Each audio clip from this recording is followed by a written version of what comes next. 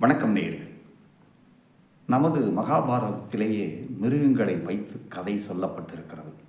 பீஷ்மர் எப்படி வாழ வேண்டும், ஒரு மன்னனுடைய தகுதி என்ன, மன்னனுக்கான சிறப்பு என்ன, மன்னன் எப்படிப்பட்டவனாக நடந்து கொள்ள வேண்டும், நீதி வழங்கும் போது எப்படிப்பட்டவனாக இருக்க வேண்டும், மக்களை பாதுகாப்பதில் எப்படிப்பட்டவனாக இருக்க வேண்டும், ஒற்றர்களை எப்படி கையாள வேண்டும், நிதி அதாவது கஜானாவை எப்படி கையாள வேண்டும், இப்படி எல்லா விதமான விஷயங்களையும் சொல்லிக் கொடுக்கிறார்.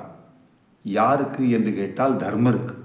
இது பீஷ்மருடைய நீதி, பீஷ்ம நீதி என்றே வருகிறது. இதன் பின்பு விதுரர் சொல்கிறார், அது விதுர நீதி என்று தனியாக வருகிறது.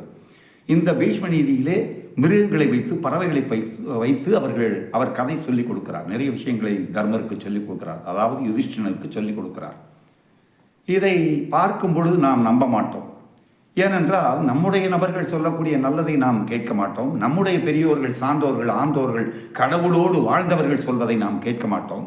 Harry Potter, American, England fellow, he has taken all the film in Hollywood அப்படின்னா ஹாலிவுட்டில் எடுத்த படமா, அது மிக நன்றாக இருக்கும் அப்படின்னு சொல்லி சிங்கத்தலை, மனித உடம்பு, நம்முடைய நரசிம்மர்னு சொன்னால் நாம் நம்ப மாட்டோம். நம்முடைய எண்ணத்தை பாருங்கள், நாம் சொன்னால் நாம் நம்ப மாட்டோம்.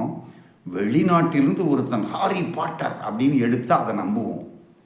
நம்முடைய அடிமை புத்தியை பார்த்தீர்களா? நம்முடைய இதிகாச இலக்கியங்களை கூட வெளிநாட்டுக்காரன் சொன்னால் தான் நாம் ஏற்கிறோம். ஹாரி பாட்டர் எடுத்திருக்கிற படங்கள், எடுக்கக்கூடிய படங்கள் எல்லாமே மிருகம் பாதி மனிதன் பாதி என்று இருக்கும்.